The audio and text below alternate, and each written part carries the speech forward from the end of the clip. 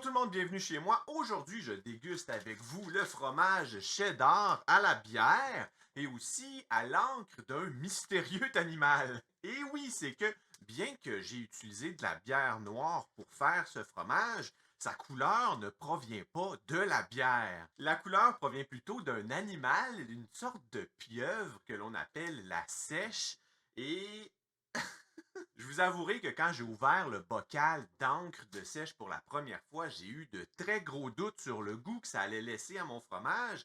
Imaginez une odeur de fruits de mer extrêmement intense. Alors pourquoi intégrer cet ingrédient mystérieux à ce fromage, me demanderez-vous?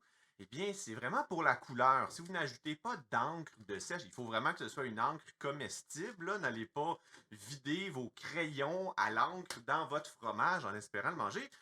Je le précise car sur Internet de nos jours, on voit vraiment toutes sortes de défis, tous plus étranges les uns que les autres. N'ajoutez pas d'encre incomestible à votre fromage, tout le monde. Qu'est-ce qu'on ne ferait pas pour ajouter un peu de couleur dans notre vie? En commentaire, dites-moi, est-ce que le noir est une couleur? Sans doute sujet à débat.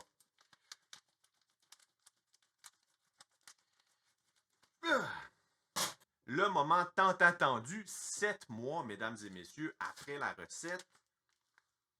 Oh my God! Wow, ça sent trop bon. Aucune odeur d'encre. Je suis tellement content. Est-ce que l'encre, pour vous, éveille une odeur? Je n'en sais rien, mais aucune odeur de fruits de mer, je veux dire. Ça sent. Ça sent. Plus je le sens, plus je me dis la fondue au fromage. Quand on ajoute l'alcool, le kirsch, je crois, ça sent exactement ça. C'est comme si la bière, le fromage cheddar se seraient unis ensemble pour donner une odeur de fondue au fromage à mon fromage. Je suis content. On a toujours de très grands espoirs avec nos fromages que l'on fait à la maison, mais souvent, ça arrive d'être déçu. Et aujourd'hui, en me levant ce matin, j'anticipais vraiment une énorme déception, mais je ne sais pas pourquoi il faut avoir confiance en la vie. Et la couleur, vraiment, dans le sac, ça paraissait pas aussi beau que ce l'est en réalité. Je vous approche.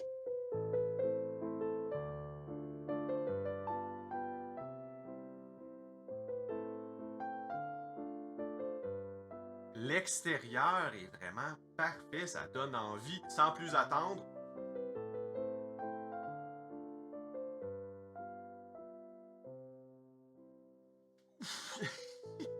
il est vraiment très dur.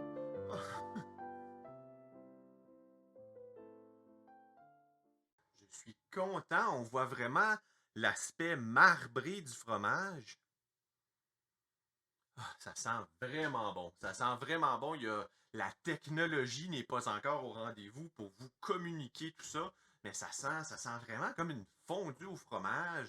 Je sais pas si c'est l'alcool qui, en vieillissant, a fait, je ne sais pas trop quelle interaction avec le fromage. C'est très surprenant, je vous le dis tout de suite.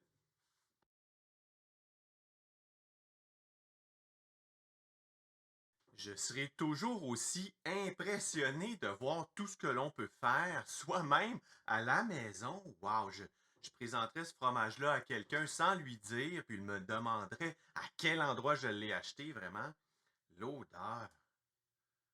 Puis en le brisant, on brise sur les morceaux de caillé, les morceaux de cheddar que l'on a fusionnés ensemble avec les presses, les moules que l'on voit derrière. Au goût, le cheddar ressort, un cheddar de 7 mois quand même, ce n'est pas rien. Dire que je ne l'ai pas oublié, je savais qu'il existait ce fromage dans mon frigo d'affinage, mais wow! Être fromager à la maison, on peut prendre une pause de son...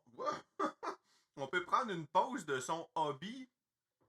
C'est un passe-temps, faire du fromage à la maison, on s'entend, ce n'est pas mon métier. Mais même qu'on prenne une pause, le fromage, lui, ne prend pas de pause, il continue son affinage. N'est-ce pas merveilleux? L'encre de sèche, zéro goût de fruits de mer, bien entendu.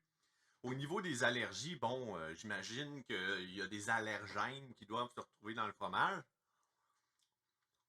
Mais l'odeur, le goût, c'est C'est propre. C'est propre, c'est le mot qui me vient en tête. Il n'y a aucun vestige de fruits de mer dans tout ça. La texture est vraiment bien aussi. C'est un fromage qui est ferme, mais qui, en raison des petits grains de caillé, puis habituellement, un cheddar, ça ne s'effrite pas aussi facilement, pas si facilement que ça, mais ça ne s'effrite pas de cette façon. Mais sans doute qu'en enrobant les cubes avant la presse, on leur a donné une petite faiblesse, si on veut. Donc, ils se défont vraiment. On peut les voir, puis en faire des petites portions. Je trouve ça amusant d'une certaine façon. Vous auriez tout à fait pu faire exactement la même recette, mais sans ajouter l'encre de sèche.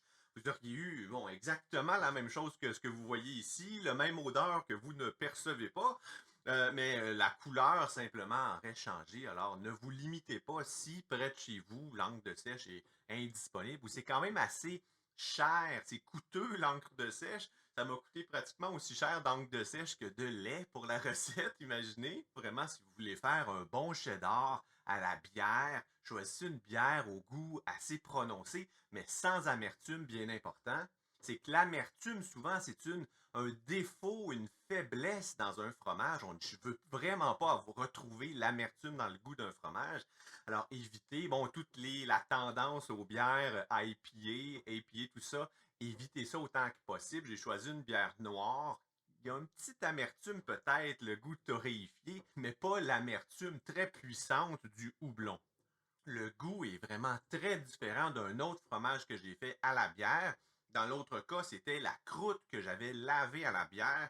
Ici, on est ailleurs. On n'est pas du tout dans le même registre de... C'est très différent. L'autre fromage était une pâte un peu plus molle ou plus souple, disons. Je vais vous faire apparaître une image à quelque part. Ça fait 5 minutes que je mange le fromage et tout ce qui me revient en tête, c'est vraiment le goût d'une fondue au fromage. Les mystères de la chimie, de l'alimentation. Si vous cherchez une recette de fromage à faire à la maison, essayez celle-ci, c'est vraiment délicieux. Vos amis, votre entourage va vous en redemander, c'est certain. Vous auriez pu le manger dès les 3 premiers mois et habituellement, c'est ce que je fais. Je le coupe en 4. 3 mois, je le mange.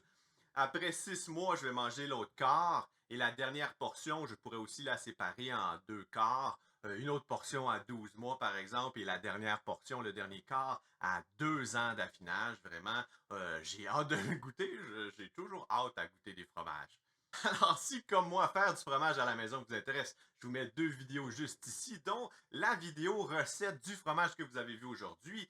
Cliquez, on se retrouve de l'autre côté. Je suis certain que vous allez apprendre quelque chose de nouveau. D'ici là, tout le monde, prenez soin de vous. À la prochaine. Bye bye.